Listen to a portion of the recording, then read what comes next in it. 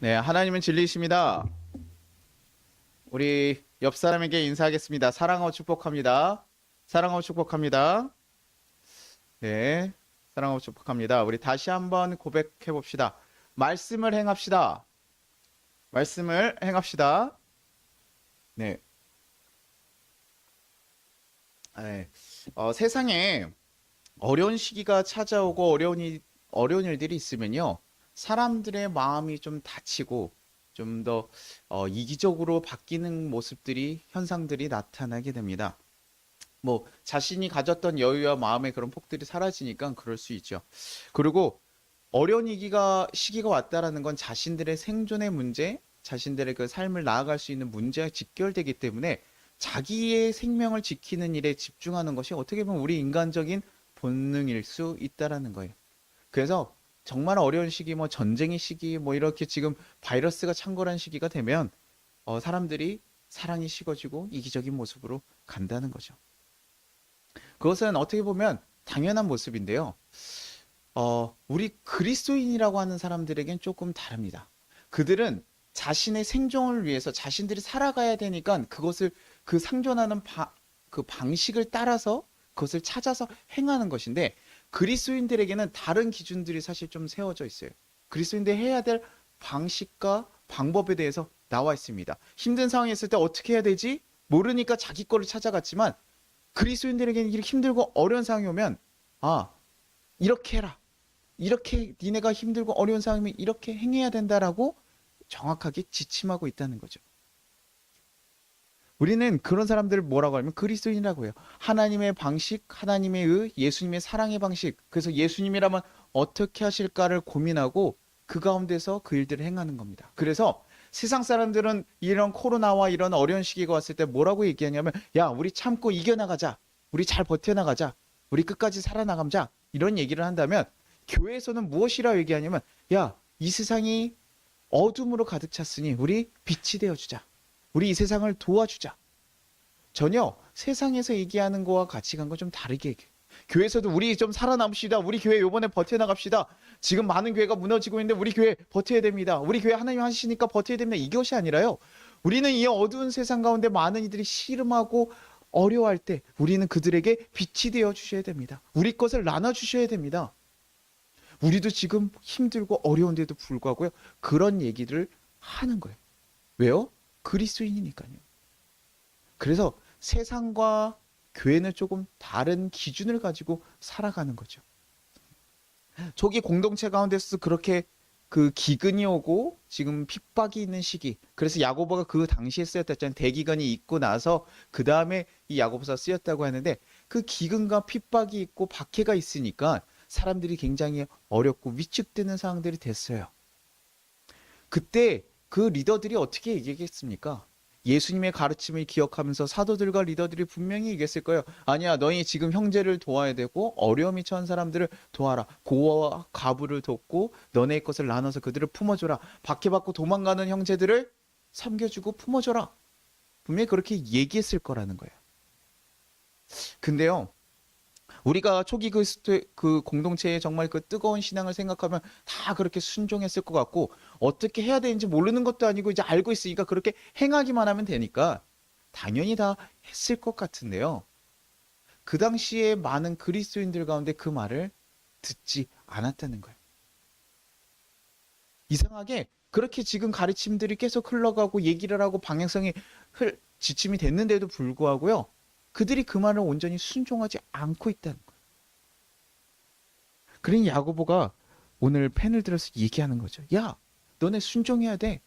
근데요, 순종해야 된다라고 얘기할 때요, 조금씩 부가적으로 얘기하는 표현들이 있습니다. 왜냐면 그게 뭐냐면 그들이 그것 때문에 순종하지 않았다는 거죠.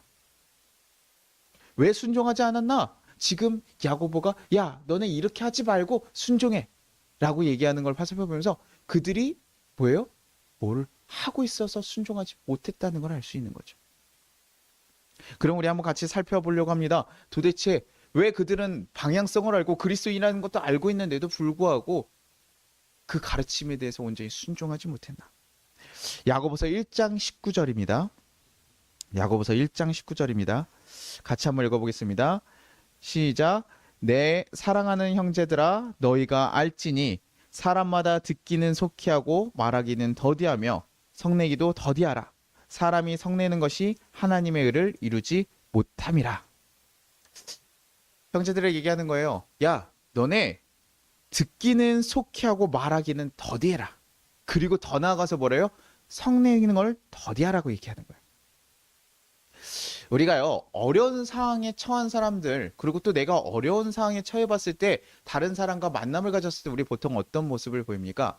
아까 뭐 성준 형제가 얘기했었을 때도 있었는데요. 같이 오랜만에 만났어요. 근데 자기가 너무 힘든 상황이 있으면요. 자기의 상황을 계속 얘기하게 됩니다.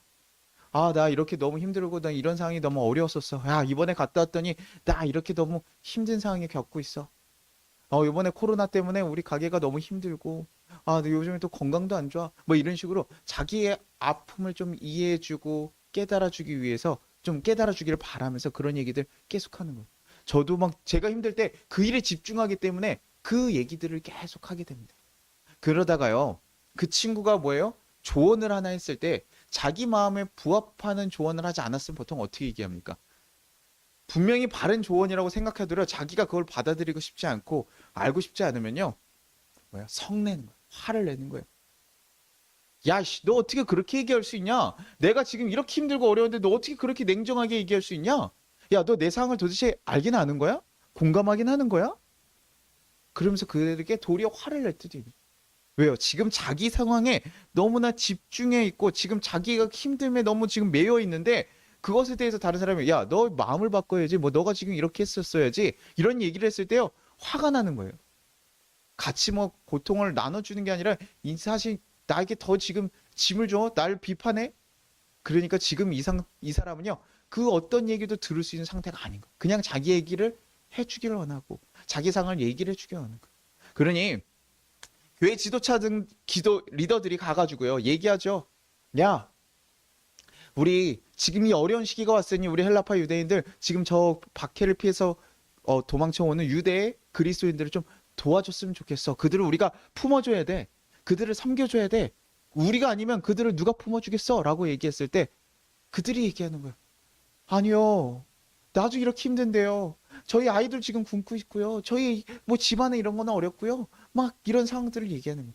근데 아마 리더들이 정말 어려운 상황에 있는 사람들, 누구를 돕거나 섬길 수 없는 상황에 있는 처한 사람들한테 그런 얘기를 했을까요? 아마 그러진 않을 거예요. 가끔 뭐 그런 정말 그런 분들도 계시긴 하더라고요.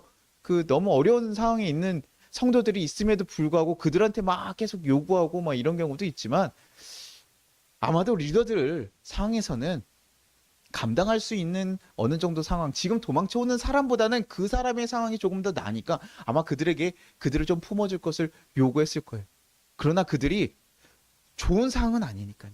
기근이 계속 이어지고 자신들도 그리스도인이니까 박해받을 위험이 있는데 좀 덜한 것뿐이니까 그 상황을 계속 얘기하는 거예요. 저도 힘들어요. 아, 저도 이번에 너무 어렵고요. 너무 힘들고요. 아, 이런 상황들이 있습니다. 그러니 야고보가요. 그렇게 공동체 가운데 하나님의 가르침과 지짐이 들어가도 그들이 지금 자신의 어려움에 매여서 듣지 못하는 것을 보고 얘기하는 거예요. 야, 너네 상황을 얘기하고 너네 것을만 주장하기보다는 야, 너네가 좀 듣기를 해라. 너네가 그 하나님의 가르침과 하나님의 말씀 진리가 무엇인지 좀 더 들어라.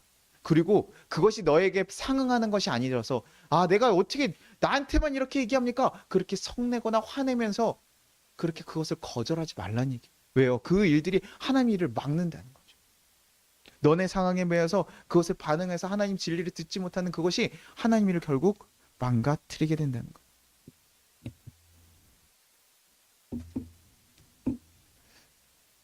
그러니 그들에게 뭐예요? 아무리 진리의 말씀이 선포되고 어떻게 하나님 얘기를 들어더라고 그들이 지금 자신의 그 주신 그 생명의 뭐 가치를 느끼며 기쁨에 누려져 있는 그런 충만한 상태가 아니라 자신의 힘듦에 매여 있는 상태가 되다 보니까 그 말씀들을 전혀 들을 수 없게 되는 거예요. 그리고 듣고 싶어 하지도 않는 거죠. 나한테 얘기하면 어떡하지? 나한테 하면 어떡하지? 만약에 교회들 막 성전 건축한다 그럴 때 우리 성도님들 많이 떠난다고 해요, 교회에서. 그리고 성전 건축 다 끝나면 들어온대요. 왜냐면 그때 성전 건축한다면 우리 성도님들도 부담되잖아요. 야, 또 헌금하라나 보다. 아, 이렇게 힘든 시간에 우리도 헌금을 하나 보다. 이런 부담감 가질 수 있거든요. 그러니까 그런 거 있을 때 뭐예요? 나한테 얘기하면 어떡하나? 피하면 어떡하나? 그런 거가 지금 동일하게 지금 그리스도인들 모습 가운데서도 그런 것이 나타났다는 거예요. 그러니 들을 수 없었겠죠. 그리고 또 이어서 얘기합니다. 야고보서 1장 21절과 22절입니다. 야고보서 1장 21절과 22절입니다. 같이 읽겠습니다. 시작. 그러므로 모든 더러운 것과 넘치는 악을 내버리고 너희 영혼을 능히 구원할 바 마음에 심어진 말씀을 온유함으로 받으라. 너희는 말씀을 행하는 자가 되고 듣기만 하여 자신을 속이는 자가 되지 말라. 이게 이 분명히 성내고 화내는 것을 뭐라고 얘기하냐면 악이라고 얘기를 해요. 그거랑 연결해서 얘기하고 그런 건 더러운 것이라고 얘기를 하는데요. 너희한테 그런 말씀들 주어주고 너네가 불편한 말씀일 수 있다라는 걸 알고 있는 거예요. 너네가 힘든 거 모르는 거 아니야. 그런데 내가 지금 너희한테 주는 말씀들 어떻게 받아들이라고요? 온유함으로 받아들여라. 온유함이 무엇입니까? 짐승이 길들여져서 얌전한 상태로 가는 것을 지금 성경에서 쓰는 단어로 얘기하는데요. 야, 너네 그런 힘든 상황 가운데 그 가운데 너네에게 집중해서 그것을 악한 마음으로 너네에게 내주지 말고 너네에게 하나님의 진리의 말씀이 들어왔으면 그것을 온전히 순종하는 마음으로 좀 받아들여라. 그냥 말씀을 듣고 그냥 듣기만 하는 자로서 듣기만 하는 걸로 끝내지 말라는 거예요. 야, 하나님의 사랑은 이렇습니다. 예수님의 사랑이 이렇게 흘러가야 됩니다. 약한 이들에게 흘러가야 됩니다. 근데요, 그냥 듣는 것만으로 끝난다고. 들어서 어떻게 해야 되는 거 알지만 그냥 외면해 버리는 거. 어떻게 해야 되는 거 알지만 그냥 듣는 것으로 끝나버리는 거. 왜요? 이 자리까지 나옵니다. 예배 자리까지 나와서 그 말씀을 듣고요. 하나님을 찾는 자들이에요. 하나님을 통해서 경험이 있었던 자들이에요. 그러니까 이 예배 자리, 자신의 생명을 구원한 그 자리까지는 어떻게든 나오지만 그 다음에 그 구원받은 자들이 어떻게 행해야 될 것에 대해서 얘기했을 때는 그들이 그냥 모른 척 외면해 버리는 것이죠. 나는 이 자리에 나왔으니까 괜찮아. 나는 이렇게 하는 것이 괜찮아.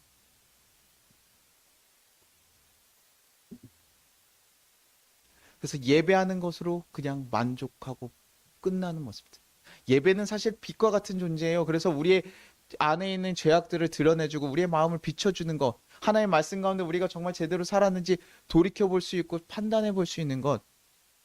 그것을 통해서 우리가 주님 앞에 온전히 다시 민낯으로 나갔을 때 우리의 모습 비춰보는 시간이에요. 하나님 앞에 갔을 때 어떨까? 이거는 사실 우리의 그 마지막 때의 모습과 같습니다. 주님 앞에 갔을 때 내가 하나님 앞에 섰을 때 어떤 모습일까를 사실 매주 우리는 경험하는 일과 동일하다는 거예요. 그래서요, 이 자리에 왔을 때 우리의 부족함을 발견하게 되고 내가 주님 앞에 들어갔을 때 그래, 이거 내가 잘못했지. 내가 그렇게 하면 안 됐었지라고 후회하고 우리가 다시 깨닫고 다시 변화될 것을 다짐하고 가는 자리입니다. 하나님의 말씀이 여기에 있었구나. 하나님의 뜻이 이거였구나. 깨닫고 돌아가는 자리. 그런데 뭡니까? 그냥 이 자리 자체가 경건한 시간이라고만 오해를 하거나 착각하는 경우가 많다는 거예요. 나를 경건하게 하는 것은요, 이 예배 자리가 아니에요. 이 예배에서 주신 말씀을 가지고 내 삶에서 온전히 그것을 가지고 살아가는 것, 그 뜻대로 행하고 살아가는 것이 우리를 경건하게 만드는 것이죠. 우리가 삶에서 그 말씀대로 행할 때 그것이 진정한 경건으로 나오는 것이지, 이 시간에 와서 우리가 1시간 예배를 드렸다고 해서, 우리가 지금 그 자리 가운데서 1시간 예배 드렸다고 해서 경건해지는 것이 아니라는 거예요. 지금 온라인 예배하면서 사실 이 경건의 모습을 더 잊어버리거든요. 저도 알지만 저도 집에서 예배 1시간 동안 앉아가지고요, 영상 보고 있으라 그러면요, 어려워요. 쉽지 않습니다. 저희가 그냥 좋아하는 목사님들 설교 그냥 지나다니면서 이렇게 흘러 들어가시지, 들을 때야 우리가 듣지만 정말 우리가 교회에서 예배 드리듯이 앉아서 예배 드리는 거 쉽지 않습니다. 그러니 요즘 청년들이나 젊은이들 누워서 드리기도 하고 그냥 어디 일하면서 듣기도 하고 그냥 이 들은 것으로 우리가 만족하며 끝날 수 있다라는 거예요. 그러니 그냥 듣고 끝나버리는 거죠. 그런 자들을 지금 그 뒤에서 뭐라고 얘기하냐면요, 야고보서 1장 23절 24절에 이렇게 얘기합니다. 누구든지 말씀을 듣고 행하지 아니하면 그는 거울로 자기의 생긴 얼굴을 보는 사람과 같아서 제 자신을 보고 가서 그 모습이 어땠는지 곧 잊어버리거니와. 뭐라고 얘기합니까? 말씀을 듣고 행하지 않는 사람들, 그 말씀을 따라 살아가지 않는 사람들은 무엇이냐? 거울을 보고 자기 생긴 얼굴을 보고 다시 돌아가서는 그것을 잊어버린 사람과 같다. 거울이라는 존재가 무엇입니까? 자신의 모습을 비춰주는 것이잖아요. 내 모습이 어땠는지 보게 됩니다. 뭐, 그 거울 보고 저처럼, 아우, 너무 잘생겼다? 아, 그래. 잘생겼네. 이러고 그냥 끝날 수도 있어요. 그러나, 우리가 보통 거울을 볼 때 뭐예요? 우리의 옷 매무새를 확인해 본다던가, 우리의 그런 것들을 체크해 보려고 보통 하죠. 저도 그렇거든요. 저도 그렇게 제 옷 모습이나 이런 걸 보고 아 머리가 이상하네. 뭐 여자분들 같은 경우는 화장 같은 걸 체크하고 아 뭐 마스카라가 이렇게 됐네, 눈이 이렇게 됐네, 뭐 화장이 좀 떴네 이런 걸 체크하고 돌았으면 보통 어떻게 합니까? 거울을 보면서 체크를 하잖아요. 뭐 남자분들 좀 이렇게 무관심한 분들이 거울 봐도 됐어 이러고 그냥 가시는 분들 계시지만 보통은 그것을 보면서 자기를 체크하고 정비하는 시간들을 가져요. 근데요 거울을 보고요 돌아섰는데 자기가 지금 아 이거 체크해야지 생각을 해놓고 돌아섰는데 잊어버린 거죠. 뭐 건망증도 아니고 그냥 들었을 때 분명히 깨닫고 아 그래 맞아 그랬었는데 야 여기 고쳐야지. 아 그리고 다시 걸을 때아또 이랬었구나. 지금 돌아보면 잊어버리고 뭐 가끔 뭐 그런 얘기들 있죠. 학자들의 그런 얘기들이 있잖아요. 뭐 그 유레카라는 얘기했을 때 뭐예요. 자신들이 어떤 일을 막 하고 있었다가 그것을 뭐예요? 그것에 집중하고 있다 보니까 자신이 지금 밥을 먹었는지 뭐 옷을 벗고 있었는지 알지 못하니까 지금 그 유레카라는 말 했을 때도 그 아르키메데스가 저기 욕조 안에 들어가서 그 질량을 어떻게 체크할까? 그 순금인지 어떻게 알까? 이런 거 체크하다가 딱 발견하니까 물이 나가는 거 보고 딱 발견하니까 알게 되죠. 유레카 하면서 옷을 온전히 발가벗고 뛰어나오잖아요. 뭐 그렇게 어떤 하나의 모든 것이 매여져 있으면 그것을 이제 깨닫지 못한 상태들 그런 모습들이 있습니다. 우리의 그 집중력이라는 게 딱 100으로 정해져 있다라고 하더라고요. 그래서 너무 어떤 것에 집중하면 다른 것을 신경 쓰지 못한다고 해요. 그래서 뭐 지금 자기가 어떤 거에 너무 마음이 팔려 있으니까 자기의 모습을 보고 잊어버릴 수도 있어요. 아, 나 지금 뭐 해야 되는데 몇 시에 가야 되는데 그냥 거울을 보고 자신의 모습을 체크하지 못할 수도 있습니다. 그러면 말씀을 듣고도 자신의 모습을 체크하지 못하는 이들은 무엇입니까? 자기가 어떻게 행해야지라고 생각하지 못하는 이들은 뭡니까? 자신의 삶의 모든 것이 포커싱에 집중되어 있는 거예요. 하나님의 말씀이 이렇구나, 하나님 뜻이 이렇구나라고 하는 것에 마음을 쏟는 것이 아니라요. 자기가 무엇을 해야 되지, 행해야 되지, 아, 내가 지금 오늘 집에서 뭘 해야 되지? 이것에 매여 있는 사람들, 자기의 삶에만 온전히 매여 있는 사람들은 하나님 말씀을 듣고 하나님 말씀에 마음을 주지 못한다는 거예요. 그러니 듣고 나서요, 그냥 들었어요. 1시간 동안 잘 버틴 거 돌아가는 것에 끝나버린다. 그래, 그렇게 하는 게 좋지. 아, 그렇게 하는 게 맞아. 무슨 생각입니까? 지적 수준의 깨달음은 생기지만 그들의 삶에 대한 온전한 변화는 일어나지 않게 되는 것이죠.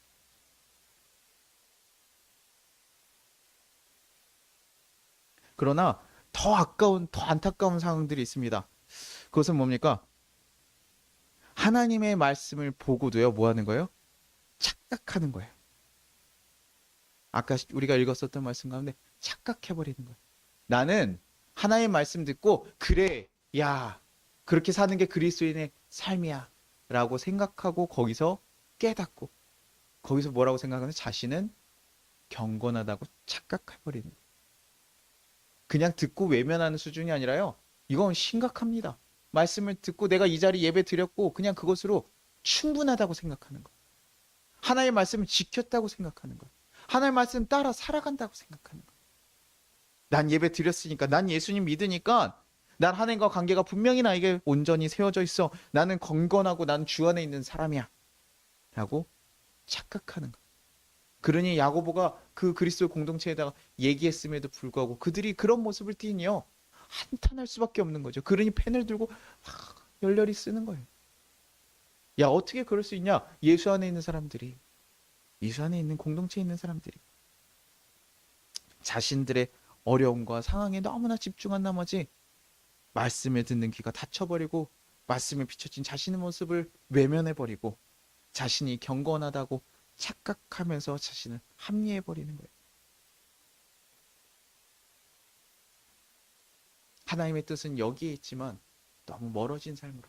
그러나 나는 주여 주여 난 주님과 함께 있습니다. 주님과 나는 함께 살아가고 있습니다. 착각하고 살아가는 거예요. 어떤 율법적인 얘기 아니라고 말씀드렸죠. 믿음이 있는 사람들이 그렇게 당연히 해요.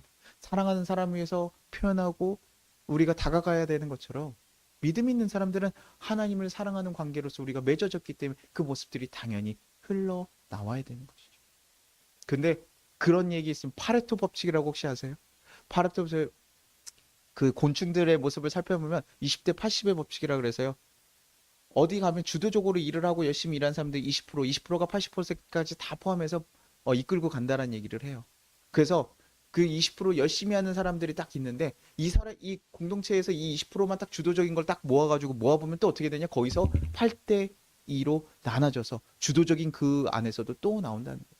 전 요거 보면서 어떻게 그런 상황들이 나올까? 열심히 했던 사람들을 모아놓고 열심히 했던 곤충들을 모아놨으면 거긴 다 열심히 해야 되는 거 아닐까라고 생각이 들었는데도 불구하고요.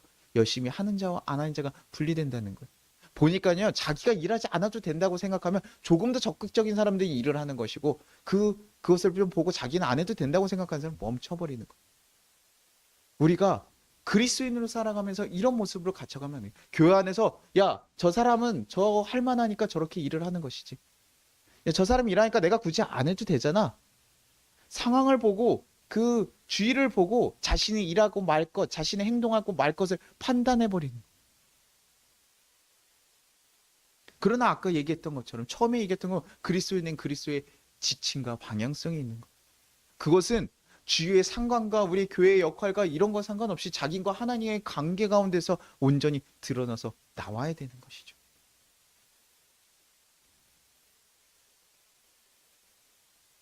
그렇게 하나님과의 관계 가운데서 우리는 그 일들 해 나가야 되는 거예요. 근데 우리는 어떻습니까? 코로나로 인해서 이렇게 온라인 예배를 드리는 우리들, 그리고 다른 모임들이 많이 사라져 가고 있어요. 뭐 몇몇 교회들 중으로서 해가지고 또 다양한 모습들을 만들어내고 행사들을 만들어 내긴 합니다. 그러나 분명히 코로나가 주는 뭐 유익보다 조금 더 아쉬운 거, 좀 아쉬운 부분, 힘든 부분이 더 많다는 건 사실인 것 같아요. 그리고 우리의 삶들조차도 예전보다 좀 더 단절되고 어려워지고, 뭐 어저께도 저희 아는 청년 결혼하는데 결혼식에 갈 수가 없어요. 너무나 반갑고 좋은 사람들이지만 갈 수가 없어요. 사람들이 모일 수가 없으니까요. 그렇게 지금 계속 다 단절되고 도태되는, 그것이 어느 순간 당연하게 되는 시간. 우리의 삶의 모습과 마음은 어디로 향하고 있습니까? 이럴 때. 세상 사람들과 같이 동일하게 이 코로나에 걱정하고 염려하면서 똑같이 내 생존만을 걱정하면서 반응하며 말씀에 온전히 반응하지 못하는 삶을 살고 있지는 않은가요? 혹시나 핸드폰 하나 이렇게 켜서 우리가 예배 드리는 것만으로 나는 온전히 예배 드린다고 생각하며 안심하고 혹시 만족하고 계시진 않나요? 우리가 말씀으로 듣지만 그것을 행하는 것 너무나 어려운 시대인데 지금 그것을 당연히 합리화시키면서 나는 어려우니까 더 있는 사람들이 하겠지라고 하면서 나에게 주어진 말씀들을 외면하고 지내진 않습니까? 야고보는 그들에게 이렇게 얘기합니다. 1장 25절에 이렇게 얘기합니다. 자유롭게 하는 온전한 율법을 들여다보고 있는 자는 듣고 잃어버리는 자가 아니요 실천하는 자니 이 사람은 그 행하는 일에 복을 받으리라. 듣지 않는 자들에게 얘기합니다. 온전한 율법을, 너희를 자유롭게 하는 온전한 율법을 들여다보라고요. 너희가 먼저 너희에게 진짜 주어져 너희를 정말 죄에서 자유롭게 했고 죽음에서 자유롭게 했고 너네 상황에서 자유롭게 해줬던 그 온전한 복음의 말씀에 들어가라고요. 들어보라고요. 그래야 그 변화가 너희에게 생기기 시작한다는 걸 얘기해 주는 거예요. 이 상황에 매여서 세상 사람을 같이 두려워하고 걱정하는 자들이 아니라 너네가 진정으로 나아갈 길에 마음을 두라고 하는 거예요. 너희를 진정 자유롭게 하고 너희의 생명을 구할 수 있는 것이 무엇인지 거기에 듣고 나아가라. 듣지 않으면 시작조차도 되지 않으니까요. 그리고 더 이어서 뭐라고 합니까? 듣고 잊어버리는 자가 아니요 실천하는 자니 이 사람 그 행한 일에 복을 받으리라. 듣는 것에서 끝나지 말고요. 잊어버리지 말고 그 말씀을 행하라. 그 말씀들이 너에게 들으면서 도전이 되었다면 거기서 그냥 끝나지 말고 제발 그것도 돌아가서 니네 삶의 자리 가서 다른 일들 하느냐고 잊어버리지 말고 그것을 행하라는, 행할 약속들을 챙하고 무엇을 해야 될지 정하고 그 일들을 행하라는 거죠.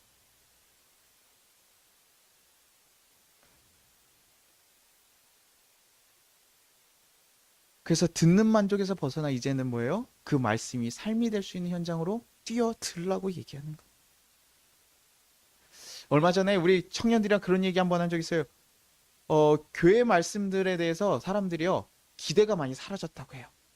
이렇게 3, 4, 5여 모여가지고 청년들끼리 얘기하다 보면요, 막 옛날에는 교회 왔을 때 자신의 삶이 변하고 어떤 거룩한 가치를 쫓아갈 것 같고 이렇게 막 정말 그런 기대감으로 모여가지고 예배를 드리고 나갔는데 지금은요, 예배 드리면서 그런 기대감이 사라졌다는 거예요. 일단 교회에서 선포되는 메시지들 가운데서 자신들에게 희망을 주는 메시지, 자신들을 진정으로 자유롭게 해준 메시지를 뭐 듣지 못하기도 한다. 그리고 자신들이 정말 고민하며 하나님 뜻을 이뤄가고 싶은데 이상하게 어른들이 얘기하는 그런 사고 가운데서 그런 것이 좀 막힌다는 얘기를 하는 거죠.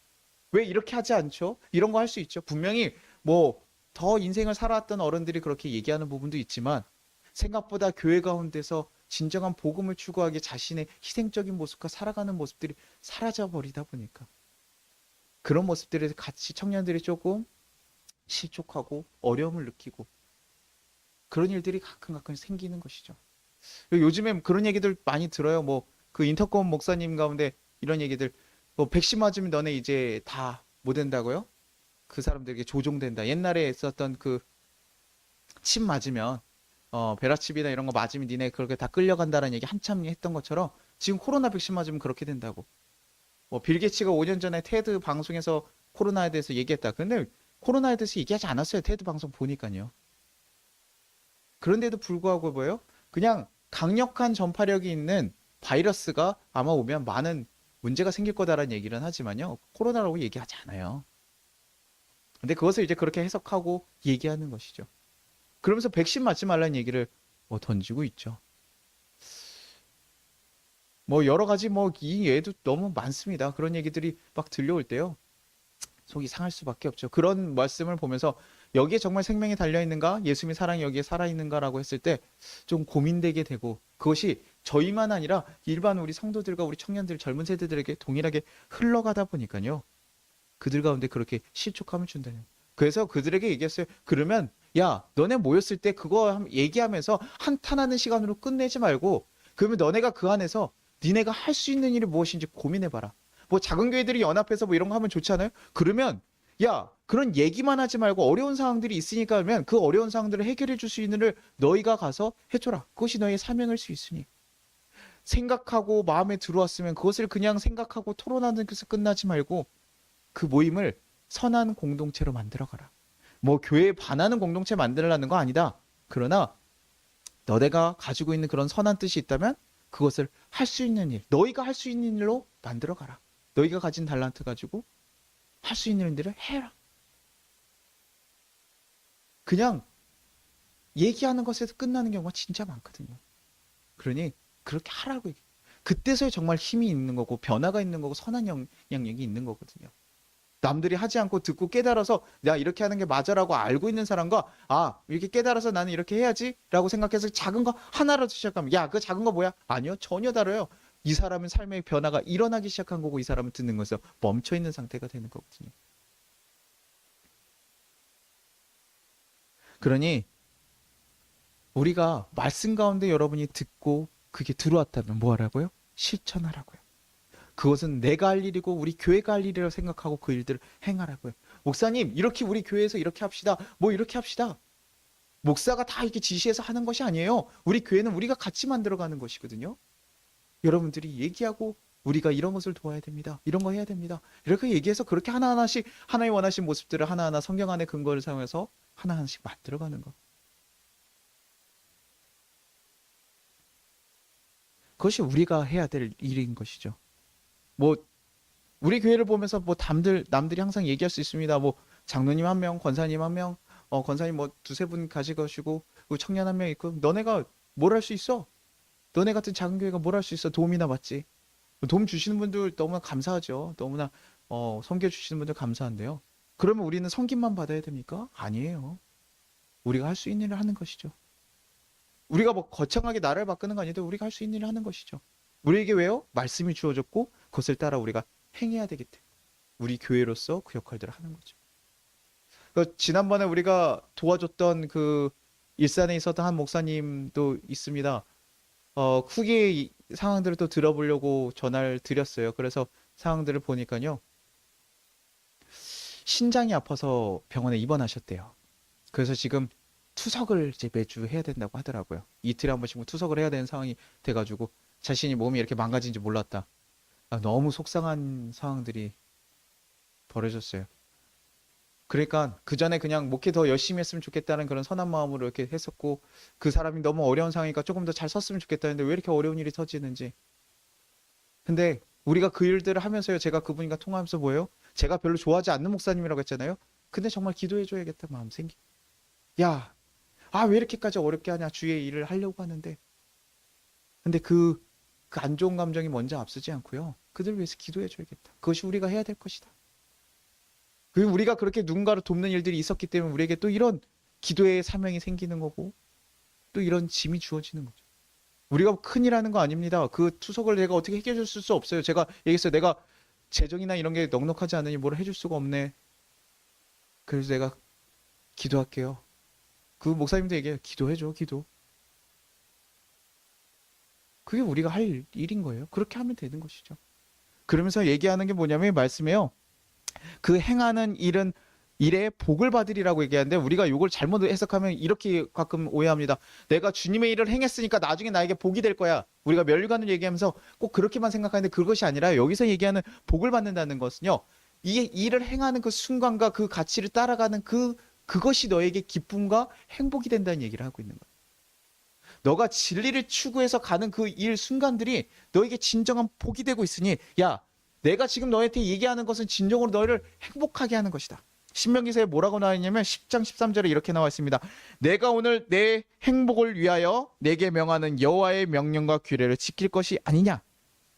오늘 내 행복을 위해서 지금 율법을 지키라고 얘기하는 거예요. 율법이 우리를 가두고 하나님 뜻대로 살아가기 힘든 일이라고 생각하는데 그것이 아니라요. 이 율법은 너의 행복을 위해서 내가 너에게 주는 거야. 내가 이렇게 하자라고 하고 이런 가르침들은 그것이 너희를 진정으로 행복하게 하는 일이기 때문에 너희한테 주는 것이다. 그 일을 행하는 복을 누려라. 진리를 쫓아가는 그 기쁨을 누려라. 저는 이 말씀을 보면서요. 어떻게 하면 그 율법들이 우리에게 복음이 될까? 저는 선교가 떠올랐어요. 제가 많이 이렇게 선교 여행들, 뭐 국내 여행, 해외 여행들 이렇게 선교 여행들을 갔을 때요. 저는 단 한 번도 그것이 저에게 너무나 뭐 지치고 다시 나고 싶지 않아 이렇게 남은 적이 한 번도 없습니다. 갔다 왔을 때마다요. 하나님께 온전히 집중하고 하나님 앞에서 그렇게 하루하루 살아가면서 그 일들을 행했을 때 하나님이 주신 놀라운 이끄심과 놀라운 기적들을 보면서요. 야, 하나님과 함께 걷는 것이 이렇게 기쁜 것이라는 것을 느껴요. 저는 그 갔다 온 사람들 뭐 우리가 그렇게 얘기하죠. 수련회는 뭐 3일짜리, 수련 뭐 선교는 5일짜리, 뭐 일주일짜리 뭐 이렇게 얘기하지만 그 안에서 충분하게 그 기쁨을 누리는 거예요. 하나님과 존적으로 살아가는 그 기쁨이 그들 가운데 있었다는 거예요. 와서 다시 상황에 집중하면서 놓치기는 하지만 우리 가운데 그 하나님과 동행하는 기쁨이 있다는 거죠. 지금 그것을 여러분에게 얘기하는 거거든요. 야, 너네가 말씀을 듣고 그 행하는 삶, 그 삶에서 너네가 진정한 기쁨을 누리고 그것이 너희 진정한 복되게 하는 거. 그것은 당연히 사후에도 얘기하지만 지금 이 땅에서도 그 누군가를 돕고 섬기는 것에 기쁨을 느낄 수 있는 우리가 할 수 있는 거. 누군가에게 복음을 전했는데 그가 변해서 정말 주 앞에 나왔어요. 야, 우리 아들 교인 하나 늘었다. 아니에요. 그가 복음을 받고 예수의 사랑을 알았었던 것에 우리가 기쁨을 느끼게 됩니다.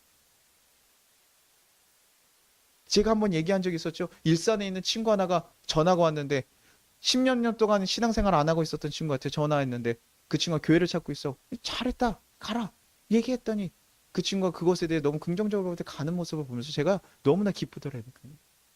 저는 크리스찬이 원래 아니었기 때문에 제 주위에 있는 친구들이 막 술, 담배하고 이런 친구들이 되게 많았어요. 그러다 보니 10년이 지나고 연락해가지고 계속 연락했더니 야, 나 교회 어떻게 해야 돼? 물어보고 질문하고 그리고 그것을 얘기했을 때 그들 교회에 찾아가서 나가는 거? 야, 우리 교회 안 왔으니까 아쉬운 게 아니라요. 그들이 예수 안에 다시 한번 나갈 수 있는 기회를 얻었다는 게 너무나 기뻐지는 그 기쁨이 우리 가운데 있다는 거예요. 진리를 알고 그것을 누리는 기쁨들 여러분들이 누리기를 소망합니다. 그렇게 너희가 들은 말씀 가지고 그렇게 하나님 뜻 안에서 행하면서 살아갈 때 그 땅 가운데 하나님의 능력과 일이 일어나는 거죠. 뭐 우리가 선교 가서 뭐 일주일 해가지고 그 땅이 뭐 변하겠습니까? 그런지 않아요. 내가 바뀌죠. 보통은 하나님이 주신 말씀을 따라 살면서 너네의 삶이 바뀌는 거. 너가 바뀌는 일. 그리고 하나님께서 일하시는 거 너네가 보면서 그것을 기쁘게 누려가는 일.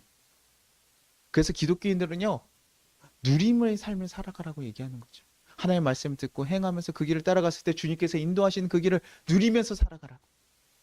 야, 하나님 내 삶을 어떻게 인도하시는지 그것을 누리면서 살아가고. 나 병이 걸렸어요. 아파요. 어렵죠. 기독교인은 다 안 아픕니까? 아니죠.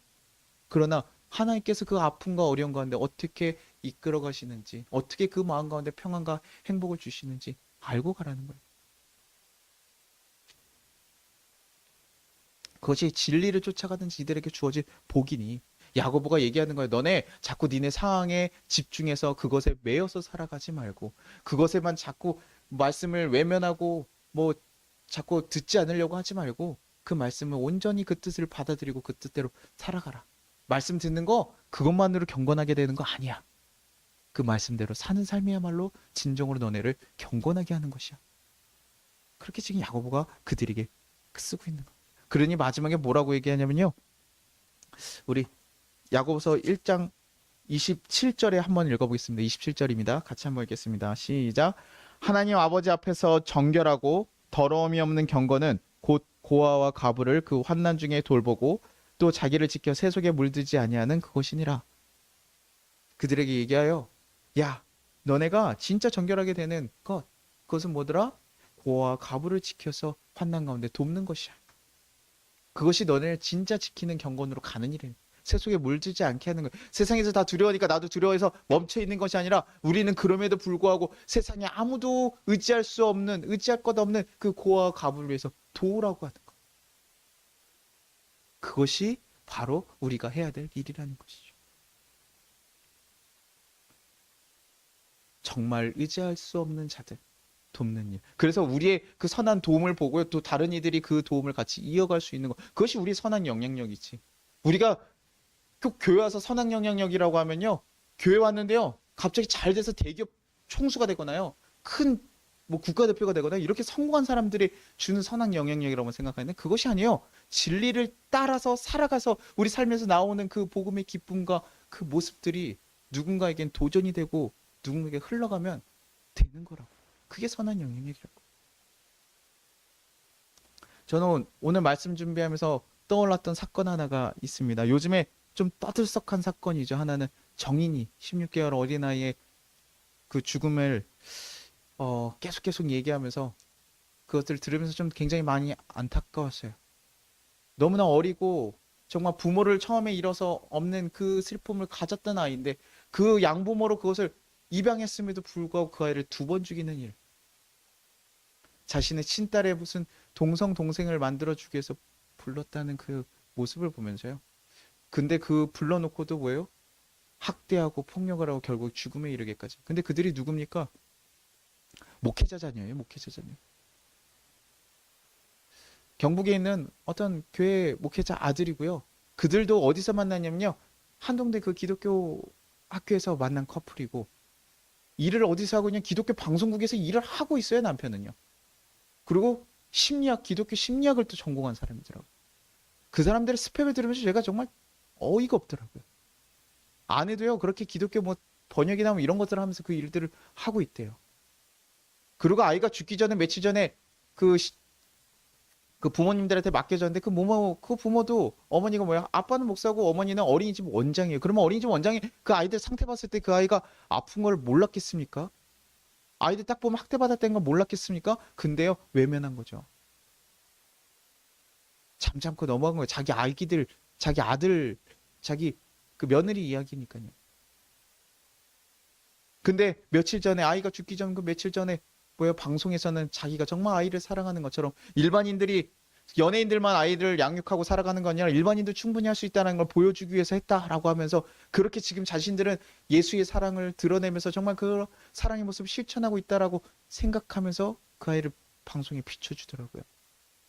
근데 그의 내막은 뭐였습니까? 결국 엄청난 학대와 아이를 뭐 놔두고 굶기고 뜨거운 죽을 먹이고 애들 넘어뜨리면서 영상 보고 즐거워하고 이런 모습들로 가득 차 있는 정말 악한 모습들로 가득 차 있잖아요. 그러고 나서 나중에 잡히고 나면 신만이 우리를 판단하실 거다. 정말 신이 있다라는 걸 아는 사람이 그렇게 할 수 있을까? 저는 그들에게 신은 없다고 생각해요. 신을 모르는 사람이 그렇게 할 수 있는 거예요. 그냥 기독교적 지식이 가득할 뿐인 거예요. 하나님에 대한 진정 살아계심에 대한 믿음이 없는 거예요. 그렇기 때문에 그들은 그런 사랑 없는 모습으로 자기네 자식은 당연히 사랑하죠. 그건 세상 사람들도 하는 거니까요. 세상 사람과 전혀 구분함 차이 없이 그렇게 하는 거죠. 그러면서 그들이 이 아이 입양 도대체 왜 입양하냐라고 했을 때 뭐 근거가 아주 확실하게 밝혀진 건 아니지만 그 상황들을 봤을 때 뭐라고 하냐면 대출금을 더 받으려고 두 자녀가 있을 때 대출금이 더 폭이 넓어지니까요. 그걸 위해서 그 일을 했다라는 의견들이 굉장히 많아요. 근데 그 상황들을 보니까 비슷해요. 제가 봐도 참 타당하더라고요. 그것 때문에 했나 보다. 그냥 옛날에 그 청약 단청 받으려고 아이들 입양한다는 얘기들을 그냥 우리가 계속해서 흘러듣기는 했었지만 진짜 그런 일이 있나? 아이 설마 그렇게까지 하겠어 청약 때문에? 근데 그렇게 하는 것 같더라고요. 그 3천 얼마 더 받으려고요. 아이 입양하고 될 줄 알았더니 정이 안 가니까 때려버리고. 아이 잘못했구나. 근데 사람들 앞에서 그거 얘기할 수 없으니까 그렇게 하고. 세 차례나 아동학대 신고가 들어갔는데도 불구하고 경찰들도 그냥 양부모의 그런 스펙이나 이런 거 보고 그냥 그 말 믿고 안일하게 판단해버려서 결국 아이가 죽음에까지 이르는 사건이 나오지 않습니까? 기독교인이에요. 다른 사람들 아니고. 그리스도인이라고 얘기하는 사람들이에요. 목사의 자녀고 목사의 가정이에요. 이것이 우리가 말씀을 듣기만 하고 그 말씀이 우리 삶에서 정말 살아나오지 못할 때 우리 삶에 나오는 모습인 것이. 단지 뭐 아이에게 학대로서 나왔지만 우리 삶에서도 충분히 일어날 수 있는 모습인 거예요. 그들은 방송이라도 탔으니 다행이지 그러지 않는 사람들도 얼마나 많겠습니까?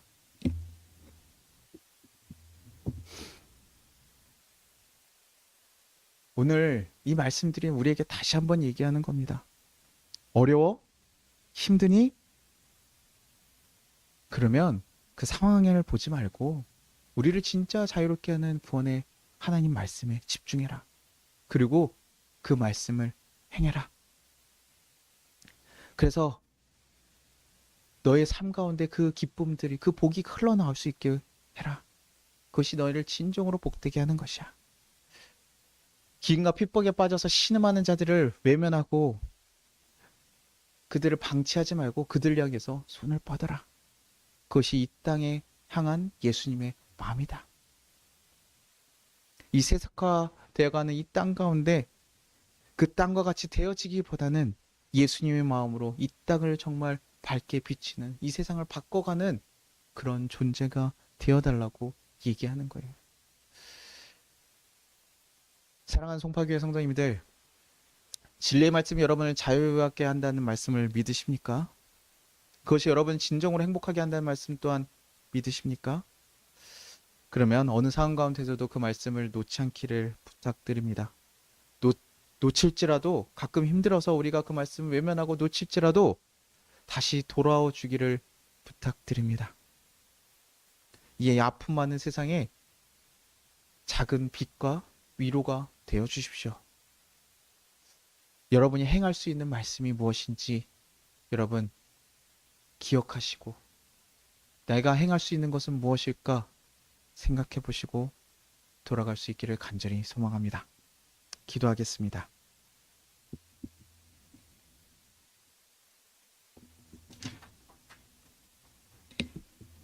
우리 같이 기도하겠습니다.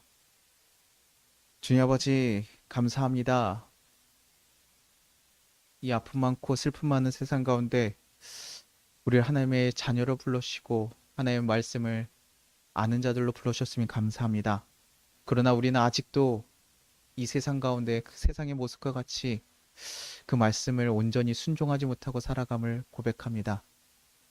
내가 힘들기에 그 말씀을 외면하고 듣지 않고 그냥 그것에 합리화시키며 살아갈 때가 많았음을 고백합니다. 주님, 이제 우리 가운데 새로운 마음을 부어 주시옵소서.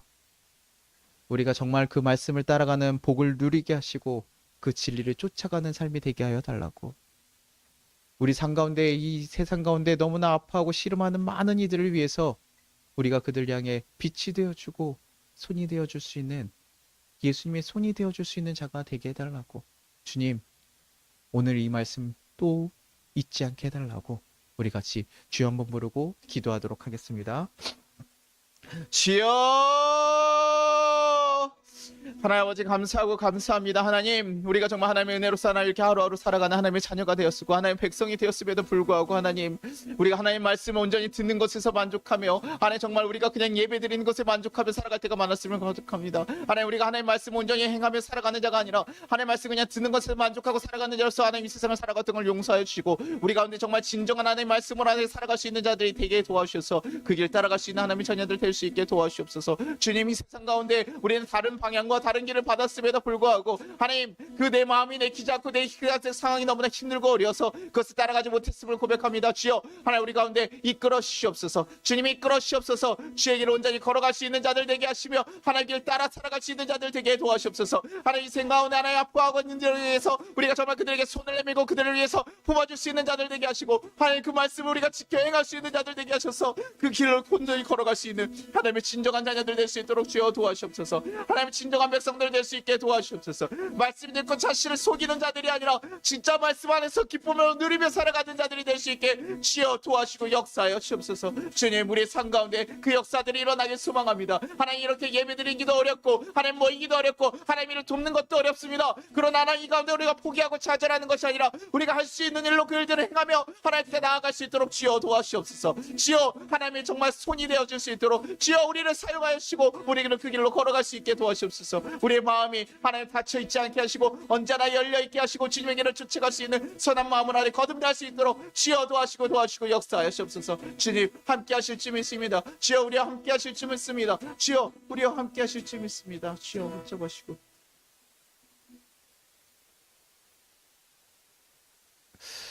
하나님 아버지 감사합니다. 우리가 하나님의 말씀을 온전히 듣고 외면하고 잊고 착각하고 살아가는 자가 아니라 온전히 그 말씀을 한 절이라도 우리 삶 가운데 간직하며 그것을 행하며 살아갈 수 있는 자가 되게 하시옵소서. 하나님, 그 한 절의 그 말씀이 얼마나 귀한 가치가 있는 것인지 깨달아 알게 하시고 그 한 절을 정말 목숨 걸고 지켜갈 수 있는 자들 되게 도와주시옵소서. 그래서 하나님, 이 세상에 정말 아파하고 씨름하는 많은 이들을 위해서 우리가 정말 빛이 되어주고 그들 가운데 예수님의 손이 되어줄 수 있는 우리 성도들 되게 도와주시옵소서. 그래서 이 세상과 다르게 정말 거룩하게 구별된 삶으로 살아가는 자들 되게 하시고 다른 길을 걸어가며 그 길을 정말 온전히 이 세상에 선포할 수 있는 우리 성도들 되게 도와주시옵소서. 그것이 우리를 정말 기쁘게 하고 우리에게 복이 됨을 고백합니다. 그것을 짐이 아니라 누리며 살아갈 수 있는 우리 성도들 되게 도와주시옵소서. 감사합니다. 이 어려운 시기 가운데 우리에게 하나님 또 하나님의 자녀임을 말씀하시고 우리가 어떻게 살아가야 되는지 말씀하시면 감사드리고 하나님 그 말씀을 온전히 우리 가운데 간직하며 살아갈 수 있는 귀한 우리 교회와 우리 성도들 될 수 있게 도와주시옵소서.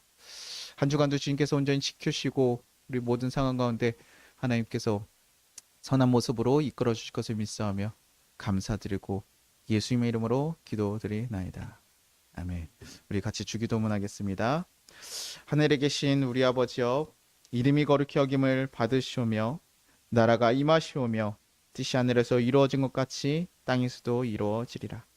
오늘 우리에게 일용할 양식을 주시옵고 우리가 우리에게 죄진 자를 사하여 준 것 같이 우리의 죄를 사하여 주시옵고 우리를 시험에 들게 하지 마시옵고 다만 악에서 구하시옵소서.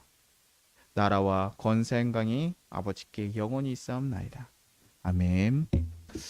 지금은 우리 주 예수 그리스도의 은혜와 우리의 하나님 아버지의 무한하신 사랑과 우리를 보호하시는 성령님의 감화 감동하심이 우리 송파교회와 이 나라 외에 이제부터 영원까지 함께 하시기를 축원합니다.